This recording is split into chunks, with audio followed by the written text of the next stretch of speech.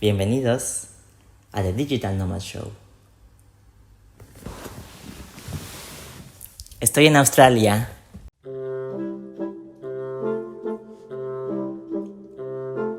Bienvenidos a The Digital Nomad Show, una serie en donde voy a contar las experiencias y las historias más interesantes que he vivido como nómada, y voy a también compartir muchas cosas que he aprendido durante este trayecto de 2 años. El primer episodio de esta serie es simplemente la historia de cómo acabé en Australia. How did I end up down here, como le llaman, down under.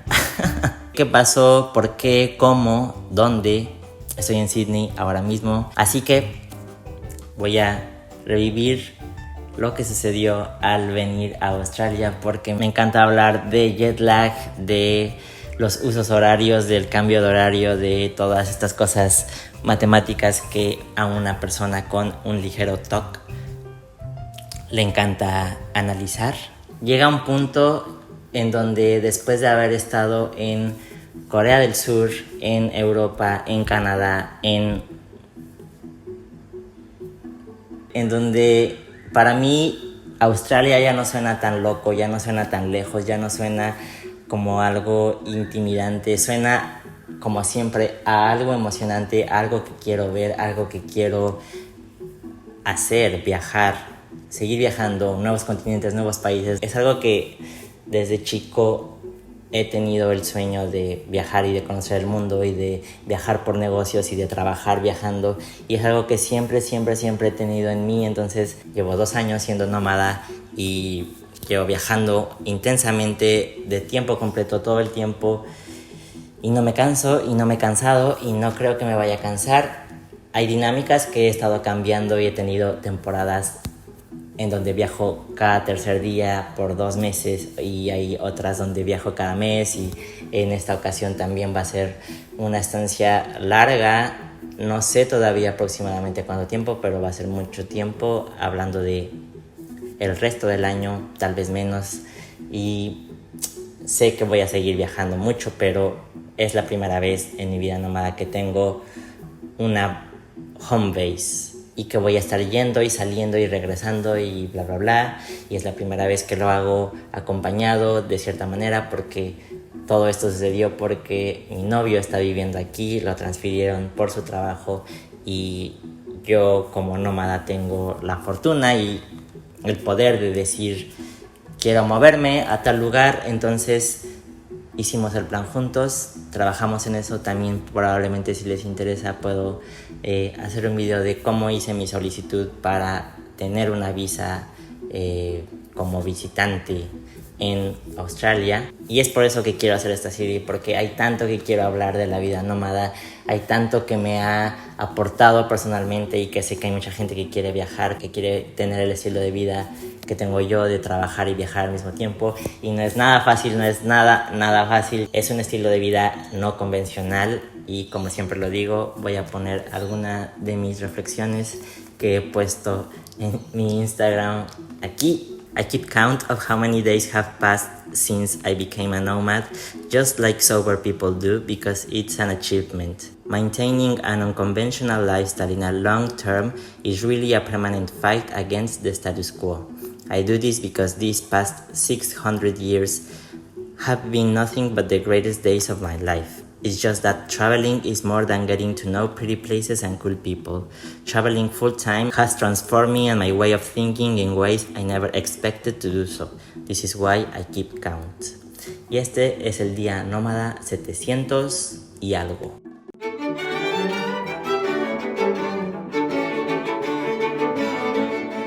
Es muy complicado tener la cuenta actualizada de cuántos días van desde que me hice nómada, pero digamos que el día en que llegué a Australia fue el día 717, menos 2 días de viaje, pero también menos 1 día del cambio de horario, 17 horas que perdí de mi vida volando. Entonces, volé de Ciudad de México a Sydney con Qantas, una aerolínea icónica de Australia. Viajé primero a Dallas, al aeropuerto de Dallas, con American Airlines, y después de ahí esperé otras 2 horas en el aeropuerto de Dallas y de Dallas a Sydney. Volé alrededor de... Siempre se me olvida, ¿por qué se me olvidan de todo me acuerdo bien excepto de las horas de vuelo y los horarios y el día en el que vivo. Entonces lo pondré por aquí.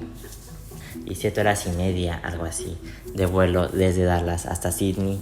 Y pues, ¿qué se hace en 17 horas de vuelo? Pues muchas cosas. Se puede trabajar, se puede ver videos que descargas en tu celular, se pueden ver series que descargas en tu celular, se pueden ver películas en el catálogo. Que déjenme decirles que un tip muy bueno y que algo en lo que me he dado cuenta mucho es que en los vuelos largos no entiendo, todavía no sé muy bien, todavía no tengo la conclusión muy clara, pero en los aviones de las aerolíneas grandes, donde normalmente hacen vuelos largos, tienen películas increíblemente buenas, increíblemente recientes.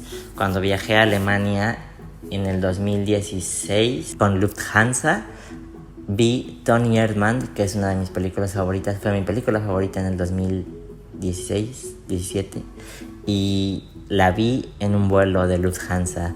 Esta vez vi The Farewell de Lulu Wang en mi vuelo de Qantas y había muchísimas buenas opciones y muchísimas películas que acababan de salir y que eran noticia. The Farewell ganó mejor película en los Independent Spirit Awards, y también en Norwegian siempre hay un buen catálogo. También creo que he visto algunas buenas películas ahí, y no sé por qué solamente en este tipo de aerolíneas y solamente en este tipo de vuelos largos es cuando he visto que tienen catálogos impresionantes de buen cine. Pues se ve buen cine en los vuelos largos, yo creo que por eso lo tienen ahí. Y se come y se bebe y ¿qué más se hace? Se reflexiona, se ve por la ventana, se ve el amanecer. No me gusta dormir y no me gusta dormir en los vuelos en general, así que el mayor tiempo que puedo estar despierto lo hago siendo productivo. Soy un productive whore. Y pues así se vive. En los aeropuertos se viste de negro siempre. Tienes que vestir. Este es el próximo episodio que voy a hacer. Y pues claramente mi fashion style de aeropuerto es muy específico. Tiene un objetivo muy específico y un enfoque muy específico, del cual hablaré en el próximo episodio de The Digital Nomad Show, porque el tema será cómo no parecer un turista al viajar. Yo sé cómo. Llegué a Australia, vi el mar por la ventana. Específicamente pedí ventana porque los soñadores, la gente que sueña despierto, pedimos ventana porque la ventana es un perfecto lugar para meditar y para reflexionar y para ordenar tus ideas. Y yo siempre que estoy de viaje, ya sea en un autobús, en un avión, siempre estoy en la ventana porque me da mucha vida. Me da mucha vida la ventana. Me encanta ver hacia el horizonte y reflexionar sobre mi vida nómada y emocionarme por el destino al que voy y ver qué está pasando afuera. Entonces, me encanta la ventana, pero no sé si en vuelos largos debería de pedir ventana o pasillo porque voy mucho al baño y tomo muchos líquidos, tomo mucha copita. Entonces, odio tener que pedir permiso para salir al baño. Entonces estoy pensando si a partir de ahora en vuelos largos pedir pasillo por comodidad, pero aún no concluyo nada. Y algo que me agradó, lo primero que más me gustó de Sydney y de Australia, que me hizo sentir que estaba en un buen lugar, es que me recibieron con una bandera LGBT y fui muy feliz. No lo esperaba. El aeropuerto estaba lleno de los colores de la bandera LGBT y me encantó. Sentí que fue un detalle bastante lindo para mí, obviamente, y ahí estaba mi novio esperándome en las llegadas, arrivals. Y así sucedió. Todo sucede tan rápido que es cuando digo lo que dije en Instagram. Lo voy a leer. Día Nómada 717. Llega un punto en que lo que siento ya no puede ser procesado por mi cabeza. Solo me queda vivirlo y comunicarlo a través de mi lenguaje. Mi trabajo es mi propio diario audiovisual. Me dedico a documentar mis experiencias nómadas para que mi yo del futuro pueda revivirlas una y otra vez. ¡Qué locura! Ya no puedo expresar con palabras lo que se siente. Llegar a un nuevo continente, a un nuevo país. Inmediatamente ese día vine al departamento a dejar mis cosas, a bañarme, a procesar la vida. Hacía mucho calor ese día, ya no hace calor, pero ese es otro tema. Y luego me fui inmediatamente a una coffee shop y todo pasa tan rápido ahora en mi vida nómada, que también me pasó cuando fui a Montreal y regresé a Ciudad de México el mismo día, 2 ciudades distintas, 2 países distintos. Salí de Montreal y llegué a Ciudad de México, me puse a trabajar, me fui a la ciudad porque yo trabajo en las calles y trabajo en las coffee shops y trabajo viviendo la vida en el mundo, no me quedo nunca en mi casa. Y ese es mi estilo de vida y es muy intenso vivir la cultura de 2 países en un mismo día. No sé cómo expresarlo, pero es abrumadorcísimo. Entonces ya no, llega un punto donde ya no puedes procesarlo, solo lo estás sintiendo y solo lo estás viviendo y sabes que es real, pero no crees que es real. Y eso me pasó aquí en Australia. O sea, estar en Australia, cuando pensé estar en Australia y ver que todo es tan distinto y que todo es tan bello y que todo es tan, o sea, cuando llegas a una ciudad tan perfecta, estás en shock.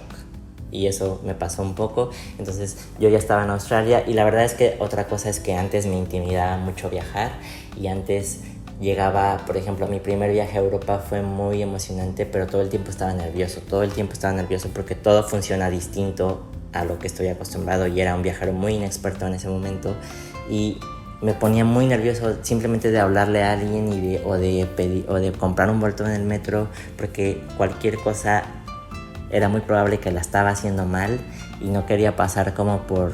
O sea, tenía miedo y pena, vergüenza a hacer las cosas mal y probablemente lo iba a hacer mal, pero no quería hacerlo mal y no quería que nadie se diera cuenta que estaba haciendo las cosas mal o que estaba inseguro o que tenía nervios. Y ahora ya no me pasa eso y eso es un gran cambio que siento en mi yo viajero, porque ahora me siento muy seguro de mí y me vale si la gente me ve nervioso o si ve que me equivoco. Yo soy la persona más rara hablando de mi comportamiento. Cuando me ves en un McDonald's probablemente me vas a ver haciendo cosas raras. Entonces ya no me importa. Antes me importaba mucho lo que pensaba la gente de mí, ahora ya no. Entonces eso es un gran cambio y entonces eso lo digo porque ahora estando en Australia estaba muy abrumado, pero me sentía muy bien, me sentía muy en control de todo y así me he sentido desde el día 1 en Australia. Pues perdí un día de mi vida básicamente por el cambio de horario, 17 horas, bueno, más bien para acá. En México es más temprano, 17 horas más temprano. Entonces en Australia viven en el futuro, me queda claro. Viven 100% en el futuro. Hablaré un poco más de esto después. Son de los primeros en recibir el año nuevo. Creo que los kiwis lo reciben primero. ¿Quién recibe primero el año nuevo en el mundo? Bueno, yo siempre veo videos de Australia recibiendo el año nuevo cuando estoy en México. ¿Qué más? Probé mi primer toasty en veneciano, es que yo le digo valenciano, en Veneciano Coffee Roasters. Mi primer toasty australiano, que es lo único que como en Australia. Luego hablaremos de la gastronomía en Australia, pero sigamos. Todo estaba decorado, todas las calles estaban decoradas con los colores de la bandera de la diversidad sexual, y lo que pasa es que llegué en tiempos del Mardi Gras, que el Mardi Gras es como el Pride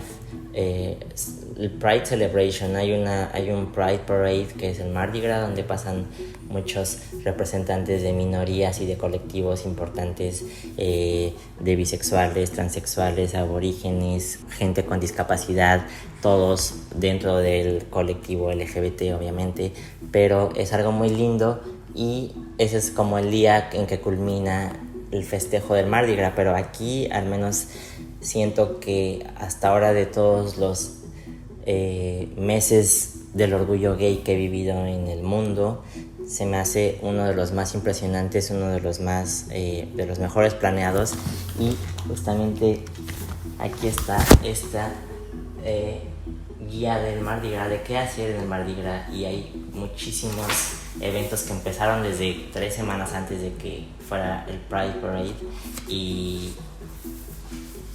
Y algo muy padre de Australia es que la sociedad está muy integrada, o más bien la comunidad LGBT está muy bien integrada en la sociedad, y gente heterosexual, familia, yo sé que esto pasa en muchas partes del mundo, pero hasta ahora me he dado cuenta que la comunidad LGBT y el resto de la sociedad, o sea, heterosexuales, etcétera, conviven muy bien en bares, en antros, en eventos como este, y al menos en muchas partes del mundo es como algo muy separado, no convivimos, cada quien tiene sus espacios, y aquí es muy mixto y muy diverso, y es algo que no había vivido antes. Pedí mi primer flat white del supermercado porque se supone que todo el café en Australia es increíble y es barista style, y se preocupan mucho por la calidad del café. Otro tema que ya hablaremos después.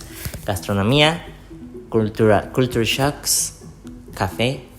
Los australianos hacen todo al revés. Son temas que estoy guardando para otro video. Y pues no había otra manera más que ir a la Opera House. Y ahí fue cuando dije, es que no conecta mi cerebro con lo que veo, no conecta mis emociones con mi parte racional, no puedo procesar lo que estoy viendo.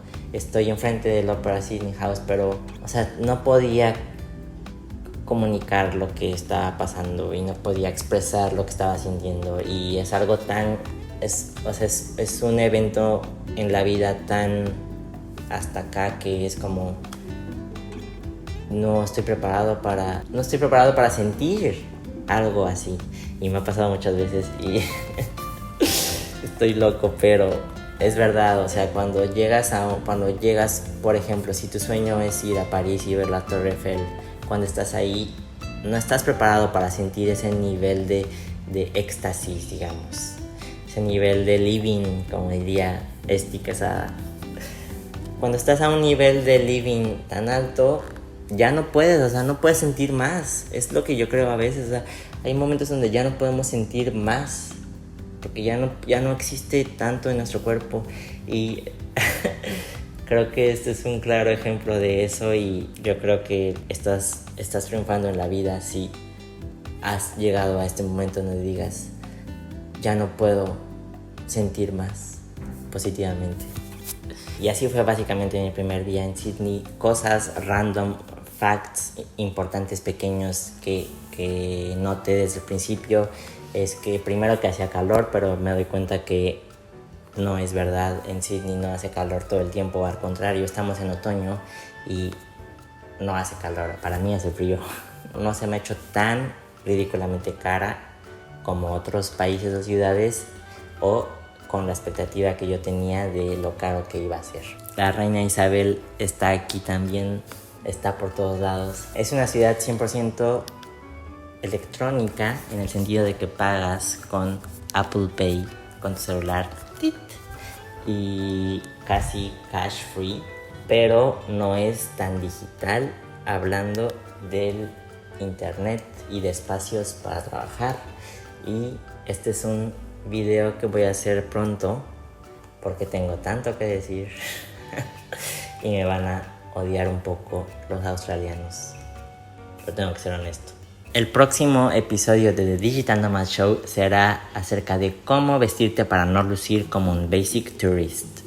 Voy a hablar del minimalismo en la ropa, y algunos otros temas de los próximos episodios son How do you deal with language barriers? Los suscriptores me están escribiendo qué quieren ver en The Digital Nomad Show. Lo hicieron en mi Instagram. Les pregunté y respondieron con muchos de estos temas. Cómo le hago para no tener un home base y vivir la vida con 2 maletas. Cómo le hago para respecto al tema de sustainable traveling. How can I afford to full-time travel?